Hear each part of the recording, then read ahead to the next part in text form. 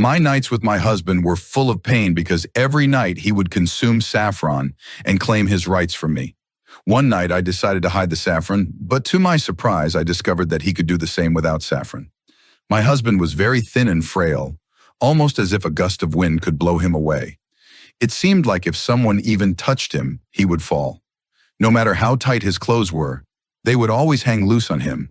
Due to his weakness, people often called him shrimp in a mocking tone. My husband loved me deeply. We both studied at the university together, and that's where our love began. In the beginning, he was healthy, but gradually, for reasons unknown, he became weaker. Now he looked like nothing but a skeleton. I consulted many doctors, but nothing helped. He didn't gain weight. Instead, he just grew weaker. Despite his condition, I never felt scared or afraid.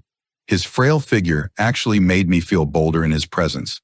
This was some time ago when we were both at university, and like any young couple, we would often have disagreements. I used to tease him a lot, saying, "You're so weak, you won't even be able to defeat me. After marriage, I'll boss you around and you'll listen to everything I say because you're so weak. I'm in much better health than you, and I'm taller, so I'll get respect, and you'll have to listen to me." In response, he would always say, "A man is always greater than a woman, whether he's shorter in height, weaker in strength, or even younger. A man is always considered the superior one. You'll see after marriage who will be in control. It won't be you." I would laugh at this, thinking he was just talking nonsense. I believed that since he was physically weak, he would also be weak inside. I thought he would still follow my lead after marriage, just like he did before. In my mind, I imagined that he wouldn't be able to dominate me like other men do with their wives. Instead, I would rule over him and he would obey me. However, after our marriage, I realized the truth. I learned what a man is truly like and why he is always considered superior to a woman. I discovered why his importance is so undeniable. After marriage, I found out that my husband was indeed a different person. The man who had once been loving and laughed at every little thing had now shown his true colors. Every night, he would come to me and behave as if I were his property. He became a rude and disrespectful person. I had misunderstood him. He would come to me every night, physically overpower me, and treat me with disdain. He would beat me, pull my hair, and force me to stay silent. He wouldn't allow me to scream, and he would say, "Don't you dare tell anyone anything about me. If you do, you'll regret it." I was terrified of him. On our first night of marriage, he said things to me that made me hate myself. He doubted me constantly and accused me of loving other men in the same way I loved him. He thought that I was secretly meeting other people behind his back. I now fully understood what kind of person he was, but I felt trapped. I couldn't change anything anymore. This was the result of my own choices. Despite all the warnings from others, I had chosen to marry him thinking he was the love of my life. Now I was beginning to regret it. My father was also not an affluent man. He struggled to give me a proper education and provided me with a decent dowry when I got married. However, my husband didn't receive anything according to his wishes. There was no car, no lavish gifts. That's when he changed, becoming like a chameleon, adapting to the situation, treating me like his property. His abusive behavior became a habit, and tolerating it in silence became mine. I was one of those daughters whose parents send them off with these words, "No matter what happens, this is your home now, and your husband is your companion. If there's ever any conflict between you two, you must endure it quietly because respectful daughters do this. Always honor your husband, treat him like a king, serve him, and never fall short in giving him respect." At the time of departure, this was the kind of guidance our parents gave us, and we as daughters always obeyed our parents' words. I too had been raised with this mindset. How could I disregard my father's teachings? I had always believed in the importance of honoring my parents, so I silently tolerated every mistreatment from my husband. Every night when he would come to me, he became so powerful that I could barely speak. His presence made me anxious, and I felt like I had no voice in front of him. I would shrink in fear of his voice, feeling helpless. On our first night, he made a cruel comment about my dowry being insufficient and even told me, "Go to your father tomorrow and ask him to buy me a car." If he doesn't, I'll continue to torture you every day. If I don't get the car, I'll divorce you." When I heard these words, my skin crawled. I couldn't tell my father because he was very poor and could not afford such things. I knew he would do anything for me, but the wedding expenses had already burdened him with debt. I couldn't add more pressure on him, so I kept quiet and endured his cruelty in silence. Every day, I prayed that he wouldn't cause any more trouble and let me live peacefully. But every day he grew stronger. He would beat me, claim his rights, and ask me daily why my father hadn't fulfilled his demands. I would remain silent, overwhelmed by helplessness, bearing all his torment. I would often think, why does he remain bedridden all day like a sick man, and yet at night he becomes so strong that I can barely move in front of him? He appears so weak and frail during the day, but where does he get the strength from at night? His behavior had me mentally confused. It was as if I couldn't comprehend what was happening. Before marriage, he had seemed like a loving person, but now he had turned into a monster. I couldn't understand why he had become my enemy and why his behavior had changed so drastically. This was slowly driving me crazy. My mind felt paralyzed and I didn't know what to do. His mistreatment was escalating, and I didn't want to burden my father any more than he already was. But I also couldn't bear the torment anymore. I began to question his strength. How could he be so sick during the day, but at night become so fearless and powerful? This was a puzzle I had to solve. So I started keeping a close watch on him. I followed him around, trying to figure out his secret. I began paying more attention to him, staying close to him all the time, helping him with everything, so he wouldn't suspect that I was investigating him. This went on for almost a week. One day I overheard him talking on the phone. He was speaking to someone saying, "Yes, I did what you told me to do. Now I do this every day. Because of this, I've gained so much strength. My wife is scared of me. She submits to me, and I'm demanding a car from her father. The more I torture her, the more certain I am that she will bring me that car from her father. She will make my father's whole running business hers, and I'll become the owner of everything without working a single day. Anyway, that old fool can't do it anymore. He's too weak for all this, and his children aren't going to do it either. The last hope rests with this girl, and I'm going to take all of it. And watch, my wife will continue to be afraid of me just like this. Yes, my brother, thank you so much.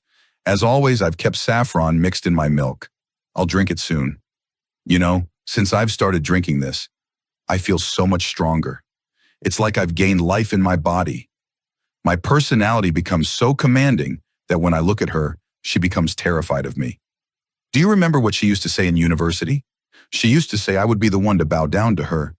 But look now, who's the one bowing down and who's in control? He said, speaking with a cunning tone. I had heard everything, and I finally understood what the source of his strength was. I had heard about saffron and its benefits, but seeing its effects firsthand was a shock. What surprised me the most was how quickly these benefits took effect. I had made up my mind. I would hide the saffron milk and replace it with regular milk, giving him the milk with no saffron. I wanted him to return to his true frail self. I knew that the strength he gained from saffron was what gave him the power to dominate me. And I wanted that power to be gone so I could finally end his cruelty toward me. I couldn't tolerate it anymore, and I didn't want to burden my father either. I had already been caught between two boats. What kind of fate do daughters like me have? We end up suffering, whether it's from the decisions we make with our partners or the choices our parents make for us. Either way, we carry the burden. Daughters are simply meant to bear everything in silence, to bow their heads everywhere, and to mold themselves to fit into their new lives. We hide all our worries and struggles from our parents, never letting them know how much we suffer. I was one of those daughters. Now it was time for me to act. If I told my father, he would give everything he had to my husband. But I didn't want that. I wanted my husband to work for himself. If he got my father's business, he would just sit back and destroy it. And once that business was gone, what would he do? How would he take care of the children, pay their school fees, and manage everything else? The thought of my father still being alive made it harder for me to demand anything from him or cause him more pain. He had done everything for me throughout his life, and I didn't want to burden him further.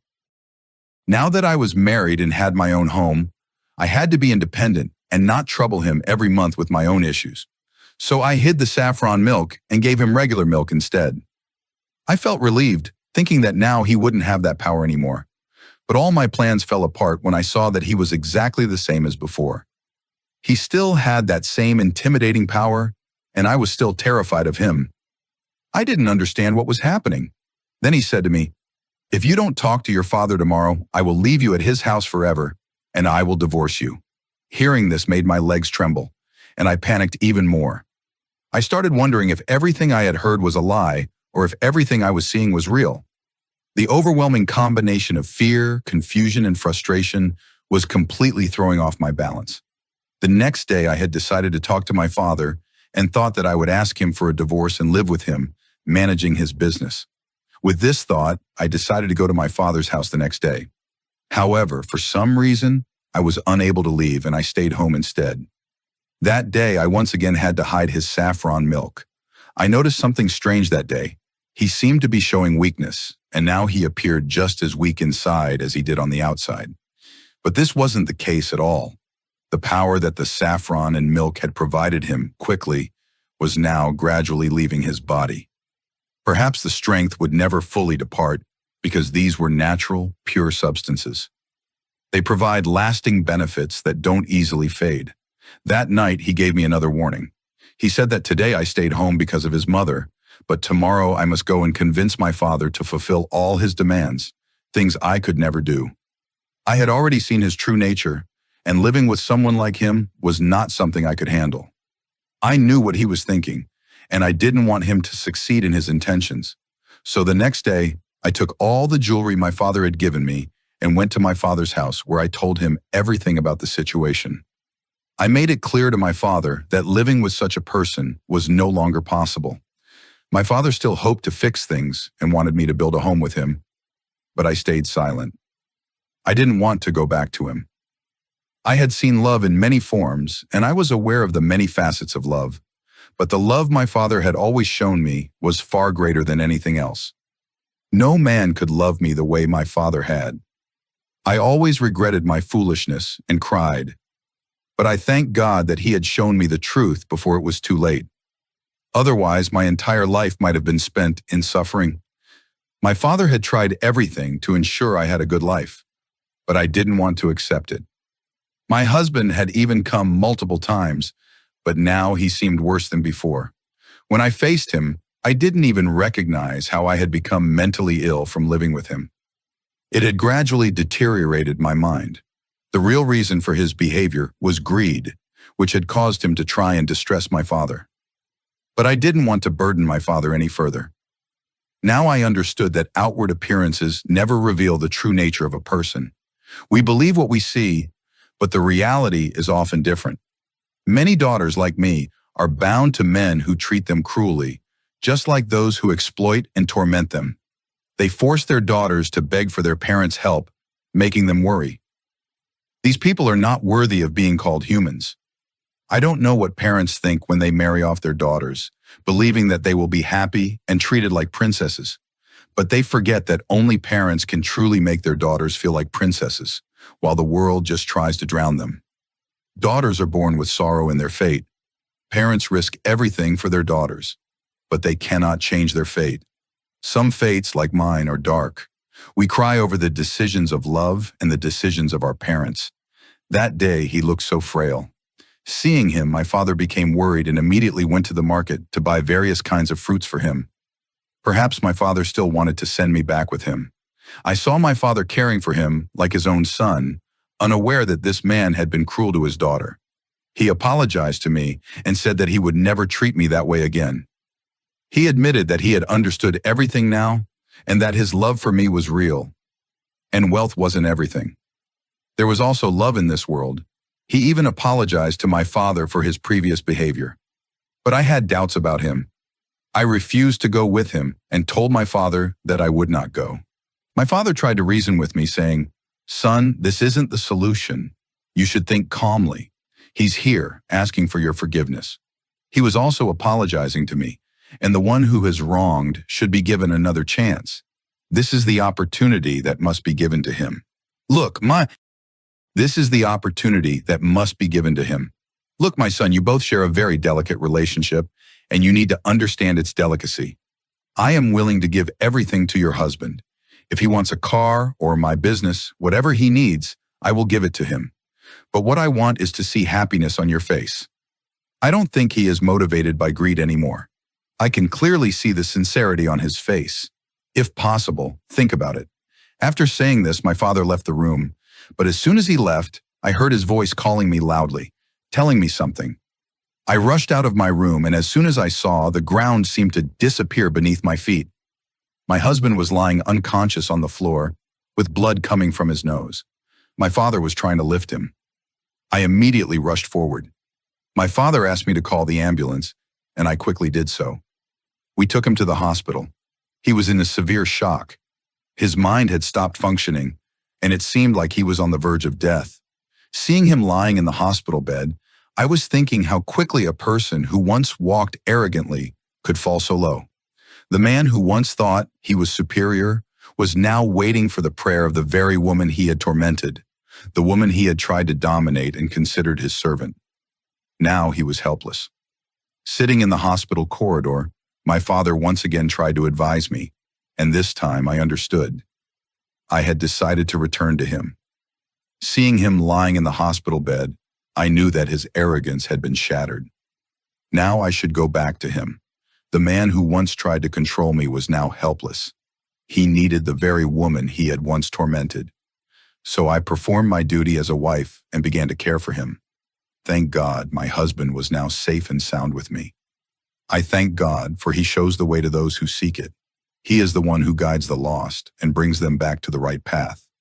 Now I pray to God that every child may have a good husband, and that all parents may have good destinies for their daughters. Otherwise, there are some men like my husband who treat women as their property. But today God had guided my husband directly. However, there are still girls who are forced to live their entire lives with such men.